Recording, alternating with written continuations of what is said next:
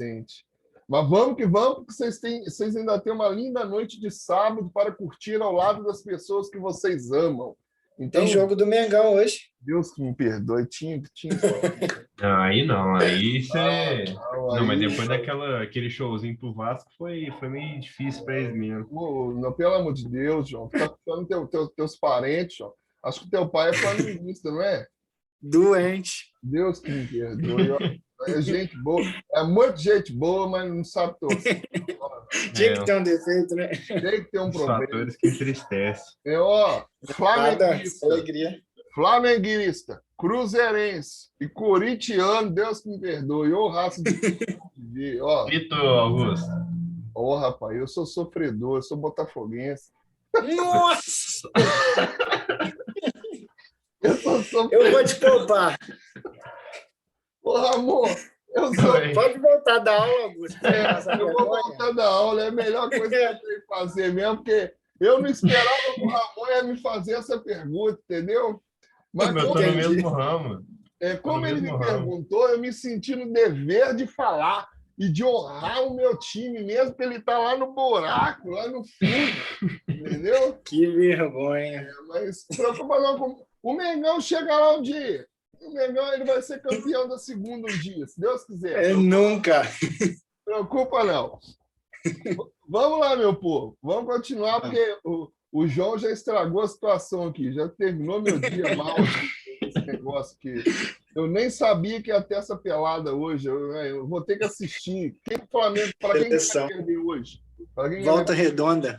Ih, se perder é uma vergonha, hein? Se perder é uma Perde vergonha. nunca. Perde. Se perder é meio complicado. Que volta Ô, redonda. Ramon, Oi. se ele perder, nós vamos entrar lá no grupo, vamos dar catimbado, mas vai apagar a mensagem para ninguém xingar nós. Entendeu? Ah, tranquilo, aí. Faz um mutirão. Beleza. Nós vamos fazer um mutirão da zoada lá e vamos rachar fora para ninguém falar com a gente nada. Se ganhar, eu apagar. mando mensagem então e marco vocês dois, beleza? Pelo amor de Deus. Não Não, fala. pode ser. É aceitável. Tá. Olha só, galera, voltando à ideia importante, né? Porque é muito importante o conhecimento, né? De fato, para a gente saber fazer até as escolhas em relação a time, né? Isso é muito importante, é a base, né, de tudo. Mas brincando e retomando a seriedade, dentro de todo esse processo que nós estamos vivendo, eu falo que o conhecimento, além de todas aquelas palavras que foram ditas por vocês e que são palavras de suma importância para compreender de fato esse processo, isso nos leva ao que eu falei com vocês, que é uma responsabilidade social. Por que eu disse responsabilidade social? Vejam esse vídeo, tá? Ele é muito interessante. Cor ou raça?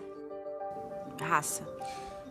Raça. Eu não entendo muito raça, assim. Raça. Eu acho que no final ela me defende melhor. Muita gente fala que raça não existe, mas a verdade é que muita gente, pela sua origem, acaba tendo uma forma diferente de lidar com o mundo. Eu sou filho de um pai negro, de uma mãe branca. Significou perguntarem pra minha mãe se eu era adotado. Com 6 anos, assim, na escola, o menino falou pra mim: você não vai beber no meu copo porque você é negra. E o que é privilégio branco para você? Não sofrer nenhum tipo de racismo ou de preconceito por pertencer a um estereótipo branco.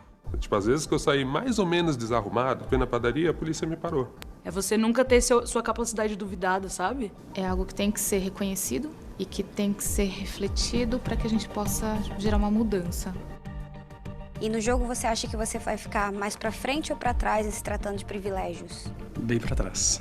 Não pela cor, mas de onde você é, de onde você vem, de onde você mora. Da onde eu vim ter pai e mãe casado, tipo, é um privilégio. Eu acho que eu gostaria de ficar igual. Se sua família esteve presente na sua infância e adolescência, dê um passo adiante. Se considera que teve boa convivência com eles, dê um passo adiante. Se você ganhou mesada durante a sua infância ou adolescência, dê um passo adiante. Se sua casa já encheu de água ou você perdeu algum bem por morar em área de risco, dê um passo atrás. Se você já estudou em uma instituição pública no ensino básico, médio ou fundamental, dê um passo atrás. Se você teve problemas em ser aceito, fazer amigos na escola ou arranjar emprego em função da sua raça, dê um passo para trás. Se já ouviu piadas por conta da sua cor da pele ou do cabelo, dá um passo para trás. Se já desejou ter outra cor de pele, dê um passo para trás. Eu acho que eu andei mais para frente do que eu imaginava. Eu me senti igual por ver pessoas da mesma raça que eu aqui, muitas vezes indo para frente, mas quando eu fiquei na frente e vi outras pessoas indo para trás, isso me incomodou. Eu me senti mais uma vez que, porque é uma questão racial, os negros sempre estão atrás, mesmo em um jogo. Para mim, a própria definição do privilégio é quanto mais privilégio você tem, menos você consegue entender o que é o privilégio. Eu acho que esse jogo é o melhor jogo que você pode jogar na vida. Se isso fosse uma corrida, a gente não sairia do mesmo lugar. Como você quer que seja justo? Acho que todo mundo precisa batalhar muito para conseguir o que quer, mas tem barreiras que são maiores para uns do que para outros. Questionar sobre os privilégios da sociedade é uma forma muito bacana da gente se tocar que a gente precisa lutar por igualdade. E é por isso que existe o Instituto Identidades do Brasil. A gente criou a campanha Sim à Igualdade Racial, que convida a todos, independente da cor da pele, a virem conosco lutar pela igualdade racial, pela igualdade de direitos, pela igualdade de oportunidades. Você vai ver produtos a partir de agora com esse símbolo. Aqui você vê diferentes tons de pele representados, representam a diversidade étnico-racial do nosso país. Você está aqui, com certeza. Se associe ao Instituto, compre os produtos e nos ajude a arrecadar fundos para outras ONGs que estão também nessa luta. Diga sim à igualdade racial. É um teste que eu achei interessantíssimo, não minto para vocês. Porque nós falávamos até isso mais na parte da manhã. Eu até falava isso com o João lá, estava a Natália, estava o Ramon. No turno da noite acabou que eu não entrei nessa ideia, eu acabei me esquecendo. Quando eu perguntava lá, né, se todo mundo possui as mesmas possibilidades, né? Possibilidade é dada para todos, mas a cada pessoa, as possibilidades elas têm uma proporção, né? Não é a todos que as chances, né, elas vão chegar da mesma forma, da mesma maneira. Então, isso acaba sendo privilégios que vão sendo construídos pela sociedade, ou melhor dizendo, por nós. Tá? É outra coisa que a gente tem que aprender a mudar, inclusive eu também. Nós sempre justificamos os problemas da sociedade na sociedade e pela sociedade. Não, os problemas que temos, o grande culpado de tudo isso somos nós, porque nós contribuímos por uma questão de enraizamento histórico, de preconceito, de discriminação, de desigualdade social, de tudo. Só para brincar, só para vocês terem uma ideia, uma brincadeira com fundo de verdade. Vamos lá. Mariana, quantos pares de sapato você tem? Então. Olha aí, vamos começar por aí. Não parei para contar, não. Tá bom, precisa responder, não. Por aí a gente já tem uma ideia. Beleza. Bruna, deixa eu ver o pouco que eu te conheci um dia, o que eu posso acreditar que você tenha. Deixa eu ver. Vamos lá, é até difícil. Bruna, quantas calças você tem? Você consegue dar essa estimativa para a gente? Calças? Nossa, professor. Jeans ou todas as calças? Calças. Não tenho ideia. Beleza. Ramon, você como é um cara esportista, quantas bermudas você tem? Cara, sendo bem sincero, acho que umas 5 ou 6. Só isso? Sim. Ramon é tenho eu e econômico. meu irmão. Não é questão disso, é porque são 2. Né? Entendi. Então, mas quantas seriam necessárias para a sua semana, você acredita? Cara, creio eu que pelo menos o número que eu já tenho já supre o que eu uso. Entendi. Que é de segunda a sexta, segunda a sábado. Para mim já supre. Natália, pelo que eu te vi lá na aula lá, você gosta muito de comer, não gosta, Natália? Já começou, gosto. Gosta, né? Quantas variedades de biscoito você tem na sua casa? Ah,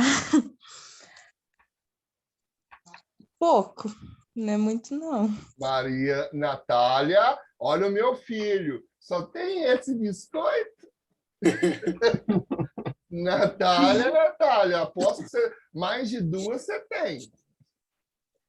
Por aí. Ah, por aí, tá bom. Um recheado maisena e um creme crack, todo mundo tem, tá? Jennifer, a Jennifer, como o histórico dela é influência, né? Ela é influenciadora, acho que é o modelo. Jennifer, quantas maquiagens você tem em casa, Jennifer?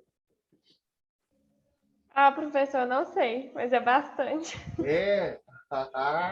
Interessante. João, você aparenta ser um rapaz vaidoso. Quantos perfumes você tem e de quantas marcas são? 4 de diferentes marcas. 4. Perfumes importados ou só nacionais? 3 importados e 1 nacional. Tá vendo, gente? O João não é qualquer coisa não, hein? Tá vendo? Quando crescer, eu quero ser igual o João, ter perfume importado. Né? Perfume importado. Sou eu. Né? Tô brincando, João. A gente tá rindo aqui, mas tô brincando. Tudo bem. É só uma questão. Sabe por que eu fiz essa pergunta para vocês? Porque quando a gente vê aquele vídeo, a gente pensa realmente no conhecimento, a gente pensa na responsabilidade, a gente tem que pensar nas nossas condutas diárias, na nossa maneira diária de viver, de consumir, de agir. E isso reflete muito naquilo que a gente tem, cara. Porque eu falo assim, a partir do momento que a gente possui aquilo que vai além do necessário, você está contribuindo de forma direta ou indireta para a desigualdade. Porque enquanto alguns possuem além do necessário, outros não possuem nem o necessário. Eu sei que às vezes você vai falar, mas a culpa é minha. Não, mas a gente está contribuindo para isso sim. A partir do momento que a gente faz isso, é o que eu falei com vocês e que eu brinquei aqui em casa. A partir do momento que meu filho tem 2, 3, 4, 5 opções de biscoito, ele vai chegar a um ponto que ele vai falar o que ele me disse, só tem esse.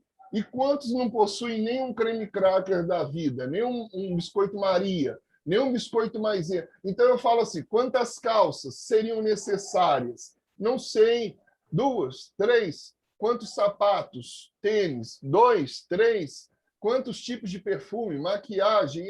Eu falo que são coisas que a gente tem que parar para pensar, porque a mudança, e um dia eu falei isso com vocês, a mudança ela parte da gente.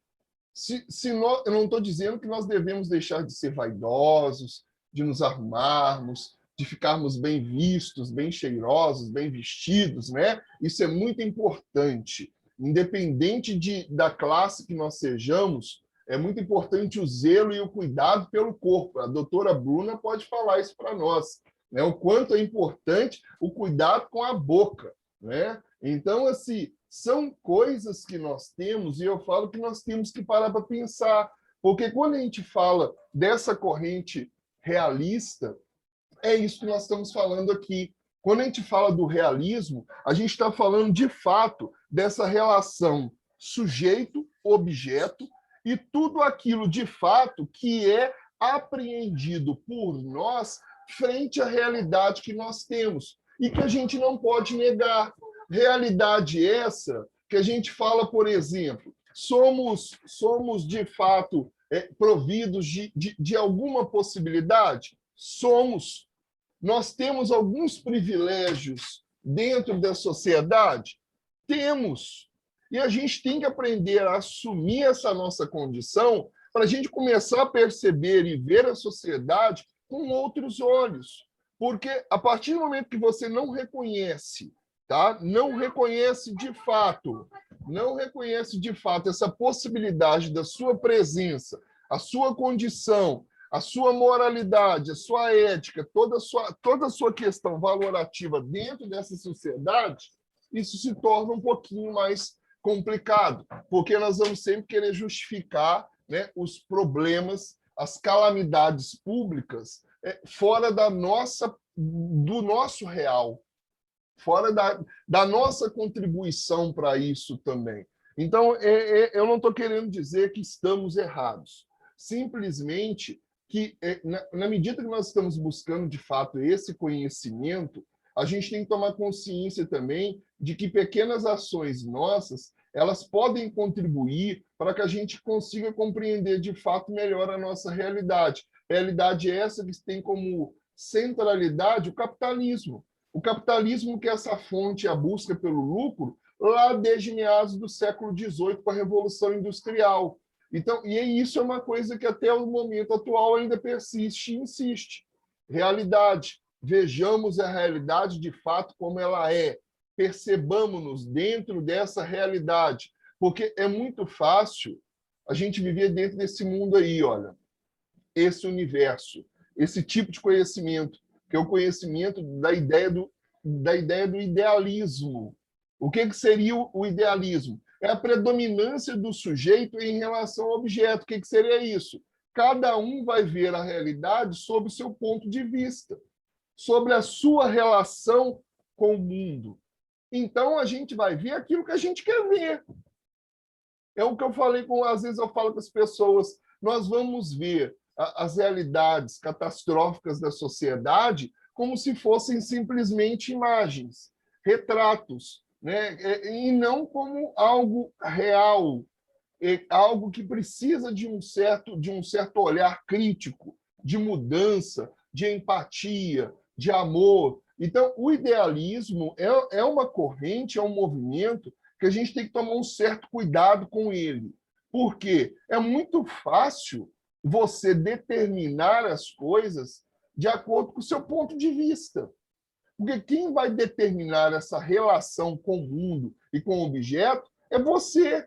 Então, por exemplo, você pode ligar a televisão e assistir só aquilo que lhe é do seu interesse. Você pode se relacionar com pessoas do mesmo nível social que você, porque são pessoas que vão falar a mesma coisa que você. Então, isso é idealismo. Só que o idealismo acaba nos isolando dentro de um contexto onde nós não nos abrimos para ver aquilo que está fora, que está além dos muros, além dos nossos olhos. E isso é um risco muito grande, porque acaba que nós nos isentamos, né, de determinadas participações necessárias para combater o preconceito, para combater a discriminação, para combater a intolerância, para lutar por uma igualdade de gênero, para lutar por uma igualdade de religião, para lutar por uma igualdade de orientação sexual, para lutar por uma igualdade, né, entre sexo, para lutar por uma igualdade entre cor, entre raças. Então, isso é uma questão que a gente tem que aprender a vencer. A gente tem que ultrapassar. Porque quando a gente entra nesse movimento, que é o dogmatismo, as pessoas às vezes falam assim, quando a gente fala em dogma, logo vem à cabeça algo inquestionável, né? Algo que não se pode pensar fora. Mas não é bem assim não, galera. Quando a gente fala no dogmatismo dentro da filosofia, tá? Ele, de fato, ele vai defender que o ser humano tem que buscar uma verdade. A gente não pode viver no mundo da ilusão a vida inteira, tá? A gente não pode viver naquele idealismo de que tudo vai, um dia vai melhorar. Mas o que tu está fazendo, parceiro? O que tu está fazendo, parceira? Então, a gente tem que ter essa primeira noção.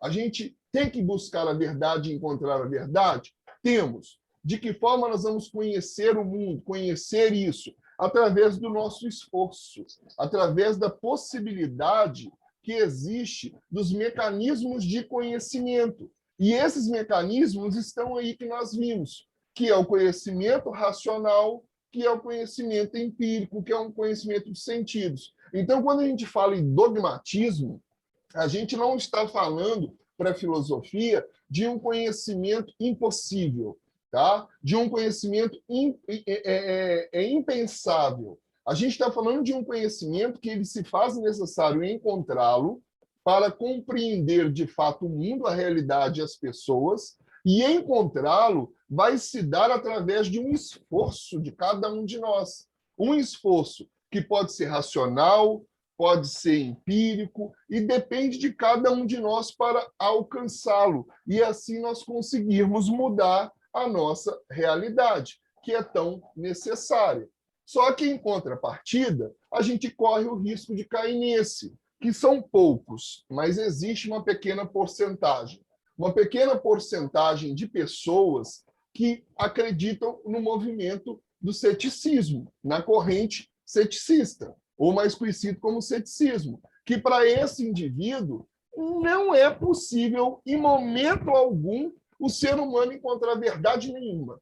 Tá? Aquela pessoa que vive, né, esse movimento ceticista, essa ideia do ceticismo, para ele não existe verdade nem absoluta, nem indubitável, não existe a possibilidade do ser humano conhecer a verdade, de forma alguma. Por mais que o ser humano, como acreditam eles, caminhe na dúvida, na investigação, na argumentação, no processo de questionar, né, isso a cada dia que passa vai fazer com que nós duvidemos mais, questionemos mais, suspendamos mais os nossos juízos de fato em relação à realidade, os nossos juízos de valor em relação às pessoas e não acreditemos que as coisas sejam possíveis. Exemplo, vamos brincar mais um pouquinho para a gente rir. Quem de vocês, 2, 4, 6, todos vocês acreditam em amor verdadeiro? Vamos lá, do fundo do coração. Abram o seu coração para a psicóloga Mariana. Acreditam no amor? Eu acredito no amor de pai, mãe, de familiares. Agora, nesse amor idealizado, não. Não, João. Não, Bruna, não acredito não. Bruna, Ramon, Natália, Jennifer, Mariana. Eu acredito. Acredita no amor? Beleza. Eu também acredito, professor. Isso é muito bom. Ramon, tu ia falar. Acredito, né? O acredito do Ramon foi o melhor. Ah, eu acredito, né? Mas, sabe? É ocasional. Entendi. Natália, tu acreditas ou não? Acredito um pouco. Um pouco, um pouco. A justa medida. Faltou alguém? Jennifer, tu falou? Falou. Porque teve gente que falou junto, eu não percebi. Você falou, não falou, Jennifer? Falei, professor, falei que acredito. Mariana, tu disses? Não, eu estava só escutando. Tu acredita no amor, Mariana? Ah, depende, porque eu não acredito muito em palavras de amor, eu acredito mais em atitude. Entendi. Exatamente. Mas por que a gente não acredita tanto assim nesse amor, mesmo que utópico que seja? O que fez com que nós perdêssemos o ideal de amor? Será que... Só uma pergunta. Será que os nossos sonhos nunca foram grandes demais e nós depositamos esses grandes sonhos em pessoas pequenas demais para torná-los reais? E com isso nós nos decepcionamos em relação aos outros? Para pensar se talvez isso não seja algo real. É mais ou menos isso mesmo. Compacto também, mas eu acho também essa ideia de que todo mundo tem de que não acredita, ou de que acredita mais ou menos, é de certo modo egoísta, né? Porque, assim, a gente tem que parar e pensar que não existe só o amor de uma pessoa que você gosta, tem o amor de família, né? Tem de irmão, tem de pai, de mãe. Então, assim, se eu vou olhar só pelo lado de você gostar de uma pessoa, a pessoa faz alguma coisa com você, realmente, não presta, mas a gente tem que ver que o amor é só isso, né? É um campo muito mais aberto do que... não, isso eu falei, isso eu acho, mas eu não acredito no amor, nesse amor que todo mundo fala, fulano é o amor da minha vida, entendeu? Eu não acredito nisso, mas no amor de pais e de amigos eu acredito. E esse amor é muito interessante, né? Porque você faz juras de amor, você termina uma relação e, de repente, você começa a chamar o outro de meu amor, não mais aquele amor. É uma coisa meio confusa. Exatamente. E aí isso não é amor. É uma coisa meio confusa. É porque são os tipos de amor que existem, né? Existe o amor eros, o amor ágape, né? Depois a gente pode até pensar em ver isso. Mas é uma realidade de fato. Mas quando eu falei em amor, eu não falei do amor talvez, entre um homem e uma mulher. Olha só como é que, às vezes, a coisa realmente, de fato, nos direciona por um caminho sobre o nosso ponto de vista. Em momento algum, eu perguntei para vocês se vocês acreditavam no amor entre um homem e uma mulher, ou entre uma mulher e uma mulher, ou entre um homem. Eu não disse esse amor que foi o primeiro amor que vocês contestaram. Eu não disse. Eu não disse. Eu perguntei se vocês acreditam no amor. E vocês já foram sobre o ponto de vista, né, do idealismo, falando comigo sobre uma concepção que não foi aquela que eu pedi. Então, olha como é que a gente direciona as coisas sobre o nosso ponto de vista. Tudo bem? Eu já fui defender minha tese. Tudo bem, João, que eu julguei uma palavra no vento, mas em momento algum eu defini como uma relação de um amor eros. Você está me entendendo? Aquele amor-paixão, aquele amor avassalador que te causa feridas no corpo e na alma e no coração. Em momento algum eu disse isso. Porque se eu tivesse dito isso, ia ser um coral de choro aqui, quase todo mundo. Né? Chorar, chorar, chorar, chorar. Mas é isso que eu estou tentando fazer com que a gente, de fato, consiga compreender. As coisas que nós temos hoje, a realidade que nós emitimos hoje frente a tudo aquilo que perpassa é muito mais de acordo com um idealismo, um pensar de cada indivíduo, do que, de fato, aquilo que é, aquilo que deveria ser. E essa construção ela vai se dando ao longo desse processo. Nós temos aí, olha, Immanuel Kant. Nós vamos vê-lo na filosofia. Immanuel Kant foi um dos caras que ele tentou, conciliar as formas de conhecimento, principalmente o movimento racionalista e o movimento empirista. Para ele, as duas deveriam juntas estarem para fazerem com que a compreensão da realidade se tornasse mais acessível para todas e para todos. Ou seja, um conhecimento ele não perpassa apenas a razão, ele perpassa também a experiência, o sentimento, a emoção. Ou seja, se nós conseguirmos fazer com que toda a construção do nosso conhecimento perpasse a junção das diversas formas que existem, de fato, nós conseguiremos fazer com que essa construção ela não se torne uma construção apenas e unicamente subjetiva, e pessoal. Pergunta antes do nosso tempo acabar, eu tenho só mais um slide, eu preciso terminar esse slide, antes de terminar. Deixa a pergunta para depois, que se não terminar, eu volto nela, senão não vai dar tempo. Falta 2 slides aqui, rapidamente, para a gente terminar. Uma outra visão que está na apostila de vocês, que é a visão de Aristóteles. O Aristóteles é um grande representante do empirismo. Do empirismo, assim, o empirismo ele existe, a corrente empirista, a partir da ideia de Aristóteles, porque ele foi o grande idealizador do conhecimento que perpassa o mundo sensível, o mundo da experiência. Por que eu estou dizendo isso para vocês? E provavelmente a gente vai ver isso nos filósofos. Porque, para Aristóteles, ele tinha essa certeza, que a gente conversou, que os animais seguiam pelos instintos, por uma questão biológica, determinada, mas o ser humano, como ele vive da experiência, ele vive daquilo que ele consegue apreender da realidade, ele é capaz de fazer o quê? Olha, bem grande que eu coloquei aí, recriar. O ser humano ele é capaz de usar da sua inteligência, da sua experiência e copiar aquilo que o outro faz, o outro tanto enquanto ser humano, ou o outro também enquanto qualquer que seja o animal, para que ele possa se adaptar melhor à sua realidade. Realidade essa que não é determinada, mas que ele tem a possibilidade de autodeterminar. Então, quando nós falamos de visão de ser humano para Aristóteles, a gente está falando de um cara, de um filósofo, que acredita que o ser humano ele é capaz de recriar. tá? Ele pode pegar nos exemplos que lhe são oferecidos e fazer melhor, e fazer diferente. Talvez é o que nos falta nos dias de hoje. Nós pegarmos os bons exemplos, tá? E fazermos igual ou melhor.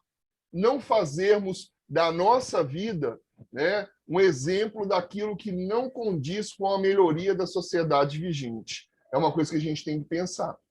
E a gente tem aí Jung, tá? Um grande psiquiatra, né, suíço, tá? Que ele fala que o ser humano, a constituição, tá, do ser humano, ela é determinada por alguns aspectos que ele não consegue controlar, que ele não consegue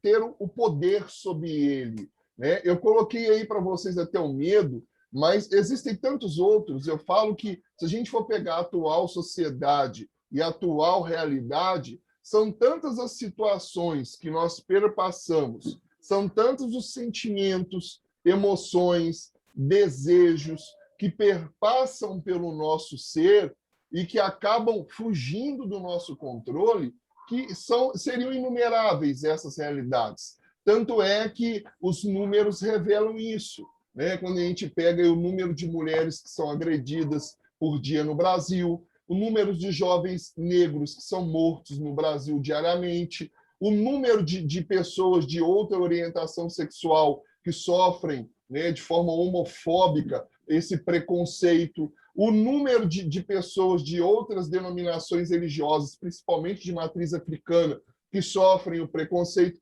Isso talvez é fruto desses sentimentos, dessas realidades que o ser humano não consegue controlar, porque ele se deixa levar pelo impulso, ele se deixa levar pelo animal que existe dentro dele e que acaba sendo guiado pelas paixões, pela emoção, pela vontade de dizer, pela vontade de fazer, sem que isso perpasse, de fato, a racionalidade, o se colocar no lugar do outro. Então, ele, enquanto um psiquiatra, né, enquanto um psicoterapeuta, uma pessoa que buscou compreender o consciente e inconsciente do ser humano, né, ele fez e faz com que nós tenhamos essa visão e esse pensamento, né, que existem coisas que nós não podemos controlar, mas mesmo que nós não controlemos, nós temos que buscar uma forma de retardá-la,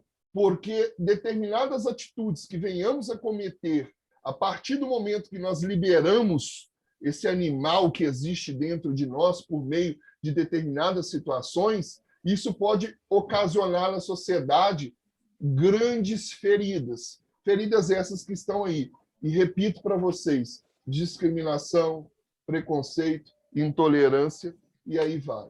Faltou um vídeo que não vai dar para a gente assistir e a pergunta. Mas fico com a consciência pura, tranquila, que pelo menos o conteúdo nós terminamos dentro do prazo. Algum comentário a respeito do que foi dito até agora? Aproveitem os 4 minutinhos. Fique à vontade.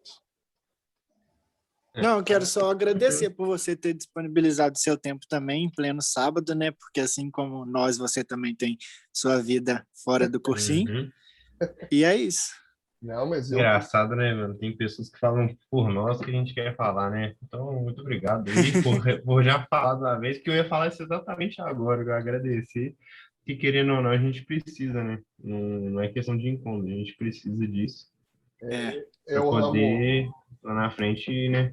Tanto porque são mais próximos do simulado, mas, sabe, para você também tem uma responsabilidade com a gente tem que ter uma responsabilidade com você também. Não, vocês não com certeza. Vocês não têm que agradecer, não. Eu não estou fazendo mais do que minha obrigação. No sentido de obrigação, enquanto uma pessoa que quer contribuir com a vida de vocês e que espera que vocês contribuam para a vida de outros. Porque é uma corrente, né? É uma corrente. Eu falava isso com a Lívia semana passada, né, quando eu fui lá. Ah, não, mas você me fala que nós vamos remunerar você nessa aula. Eu não quero ser remunerado pela aula de sábado. O que eu estou fazendo aqui é a minha contribuição pessoal, particular, social, esperando que um dia a gente reproduza essa corrente do bem para os outros, né? Porque o que mais importa é isso. É a filosofia popular, fazer o bem sem olhar a quem. O mais importante é isso. O dinheiro é importante? Sim, mas existem coisas que estão acima do dinheiro. E vocês disseram várias palavras que reproduzem isso, a empatia, o respeito, o amor, a educação. Eu acho que o importante é isso, é a gente conseguir fazer, por menor que seja, uma diferença na vida das pessoas. E um certo momento da vida dessas pessoas, elas vão se recordar de alguém que assim fizeram por elas e elas também vão fazer por outro alguém. E isso vai se multiplicar. Certamente. Né? Não, foi bonito. Isso vai se multiplicar. Não, Ramon, eu falo do coração. Verdade. Não, mas sim, mas a gente percebe que é verdade. Eu falo do coração. Pelo seu carisma, pelo... Entendeu? Por mais professores e pessoas assim. Eu sou professor por amor. Por dinheiro não seria, porque professor tá enrolado. Professor Mas percebe-se que você é professor por amor mesmo. Eu sou professor por amor. Eu exerço uma profissão por amor, amor incondicional. No mais, galera, Ramon, muito obrigado. Natália, muito obrigado. Eu agradeço. Muito obrigado. Mariana, muito obrigado. Bruno, muito obrigado. João, muito obrigado. Bom término de sábado para vocês. Curtam com muita paz, com muito amor, com muito cuidado. Zelem pela vida de vocês, a vida daqueles que vocês amam. E até quinta-feira, a galera da noite, e até sexta-feira, a galera da manhã, tá bom? Professor, manda o contato da Jaque Lanches. Agora, João! Ô, João, pega o meu contato lá, me manda no zap. Eu não sou funcionário das Casas Bahia, não, mas me chama no zap. Me chama no zap, eu te mando. Falou? Cara, o cara não esqueceu o lanche. Boa noite, professor. Obrigado. Obrigado, eu tinha esquecido. Tchau, tchau para vocês. Tchau. Tchau, tchau. Tchau, tchau.